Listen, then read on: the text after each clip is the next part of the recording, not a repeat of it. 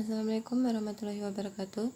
Perkenalkan, nama saya Dina Prastuti dari Sekolah Tinggi Ilmu Ekonomi Atma Bakti Surakarta, Kode Prodi Akuntansi semester 2. Di sini saya ingin memberikan presentasi tentang hukum perikatan dan kasusnya. Pengertian hukum perikatan. Hukum perikatan adalah suatu hubungan dalam lapangan harta kekayaan antara dua orang atau lebih, di mana pihak yang satu berhak atas sesuatu dan pihak lain berkewajiban atas sesuatu. Menurut para ahli, yang pertama, menurut Petro, hukum perikatan adalah hubungan hukum yang bersifat harta kekayaan antara dua orang atau lebih atas dasar mana pihak yang satu memiliki hak atau kreditur dan pihak lain memiliki kewajiban atau debitur atas suatu prestasi. Yang kedua, menurut Hoffman, hukum perikatan adalah hubungan hukum antara sejumlah terbatas subjek-subjek hukum. Sehubungan dengan itu, seseorang atau beberapa orang daripadanya mengikatkan dirinya untuk bersikap menurut cara-cara tertentu terhadap pihak lain yang berhak atas sikap yang demikian itu. Yang ketiga, menurut Subekti, hukum perikatan adalah suatu hubungan antara dua pihak yang mana pihak yang satu berhak menuntut sesuatu dari pihak yang lain yang berkewajiban memenuhi tuntutan itu. Dasar hukum perikatan. Dasar hukum perikatan berdasarkan KUHP terdapat 3 sumber. Yang pertama, perikatan yang timbul dari persetujuan. Yang kedua, perikatan yang timbul dari undang-undang. Yang ketiga, perikatan terjadi bukan perjanjian, tapi karena melanggar hukum dan perwakilan sukarela. Sumber perikatan berdasarkan undang-undang.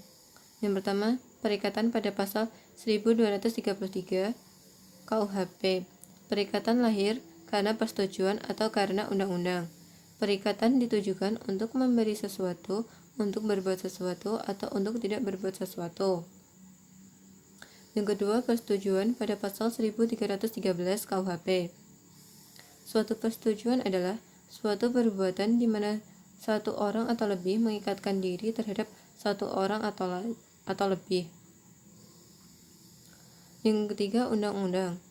Pada pasal 1352 KUHP, perikatan yang lahir karena undang-undang, timbul dari undang-undang, atau dari undang-undang sebagai perbuatan orang. Unsur dan sistem hukum perikatan. Unsur-unsur hukum perikatan. Yang pertama, hubungan hukum, yaitu adanya hak yang melekat pada salah satu pihak dan pihak lain melekat kewajiban. Yang kedua, pihak-pihak, yaitu kreditur dan debitur. Yang ketiga, harta kekayaan, yaitu kekayaan yang dimiliki oleh salah satu atau para pihak perikatan. Yang ketiga, prestasi, yaitu adanya objek prestasi yang diperikatkan sehingga melahirkan hubungan hukum. Yang kelima, unsur skuld dan unsur haftung, yaitu adanya hutang debitur kepada kreditur.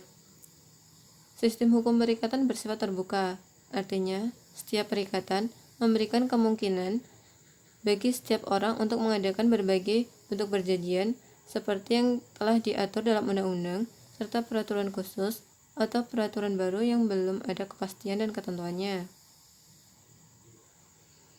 Macam-macam hukum perikatan.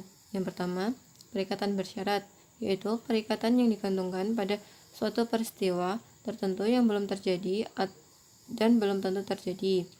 Yang kedua, perikatan dengan ketetapan waktu, yaitu perikatan yang sudah lahir tetapi pelaksanaannya ditunda sampai waktu yang ditentukan dalam perjanjian. Yang ketiga, perikatan yang dapat dan tidak dapat dibagi-bagi, yaitu karena sifat prestasinya dan karena ditentukan dalam perjanjian. Yang keempat, perikatan tanggung renteng atau tanggung menanggung, yaitu ada 2. Kreditur tanggung renteng adalah ada lebih dari satu kreditur terhadap satu debitur, dan debitur tanggung renteng adalah ada lebih dari satu debitur terhadap satu kreditur. Yang kelima, perikatan alternatif, yaitu perikatan di mana debitur diminta untuk memilih satu dari beberapa prestasi yang ditawarkan. Yang keenam, perikatan dengan ancaman hukum, yaitu debitur diwajibkan melakukan sesuatu jika tidak melaksanakan prestasi yang diperjanjikan. Syarat sahnya perikatan. Yang pertama, objeknya harus tertentu. Yang kedua, objeknya harus diperbolehkan. Yang ketiga, objek dapat dinilai dengan uang. Yang keempat, objek harus mungkin. Sifat hukum perikatan. Yang pertama, bersifat sebagai hukum pelengkap. Yang kedua, bersifat konsensual atau bersifat mungkin dan dapat dipenuhi tanggung jawabnya. Yang ketiga, bersifat obligator atau wajib dipenuhi dan dapat berpindah. Hapusnya hukum perikatan. Adanya pembayaran, konsignasi, novasi, kompensasi, konfusio, pembebasan utang, musnahnya barang terutang, pembatalan, berlakunya suatu syarat batal, dan kadaluarsa. Prestasi. Prestasi adalah tidak memenuhi atau lalai melaksanakan kewajiban sebagaimana yang ditentukan dalam perjanjian yang dibuat antara kreditur dan debitur. Kategori prestasi. Tidak melakukan apa yang disanggupi akan dilakukan, melaksanakan apa yang dijanjikannya tapi tidak sebagaimana yang dijanjikan, melakukan apa yang dijanjikan tapi terlambat, melakukan sesuatu yang menurut perjanjian tidak boleh dilakukannya. Akibat bagi debitur yang melakukan prestasi, yaitu membayar kerugian yang diderita kreditur, pembatalan perjanjian atau pemecahan perjanjian, dan yang terakhir pengalihan resiko. Kasus hukum perikatan.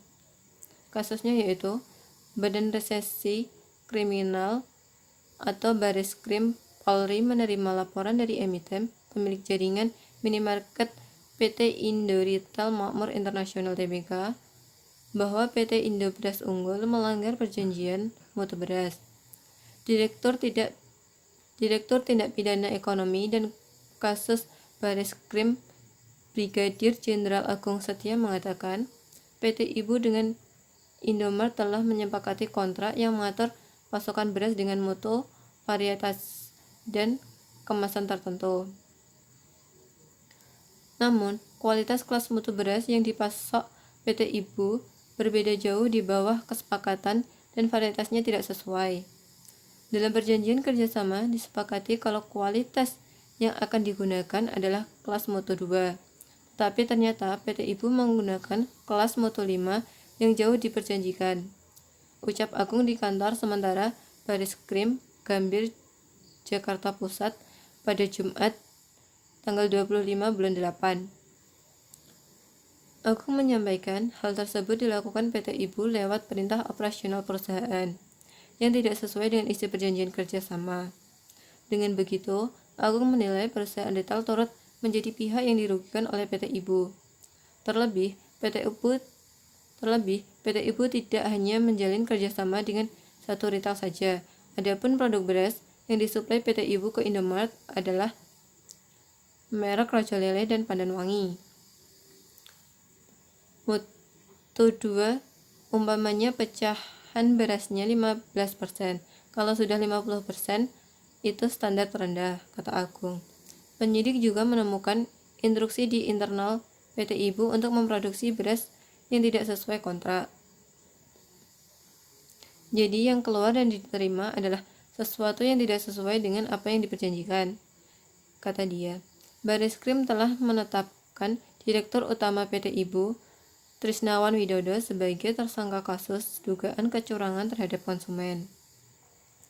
Kepala Bagian Penerangan Umum Divisi Humas Polri Komisaris Besar Martinus Sitompul mengatakan PT Ibu diduga melakukan 3 kecurangan terhadap konsumen.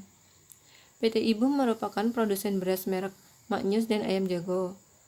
PT Ibu diduga melakukan 3 kecurangan terhadap konsumen, yakni tidak mencantumkan kelas mutu beras pada label SNI 2008, memproduksi beras yang tidak sesuai dengan kualitas SNI yang dicantumkan, serta memberikan informasi yang menyesatkan terkait dengan informasi angka kecukupan gizi.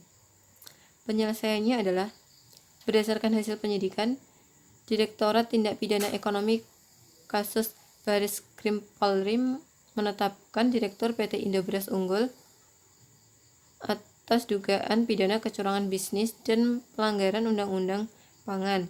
Polisi menjerat Trisnawan dengan pasal 382 bis KUHP, pasal 144 Pasal 100 ayat 2 Undang-Undang Nomor 18 Tahun 2012 tentang Pangan.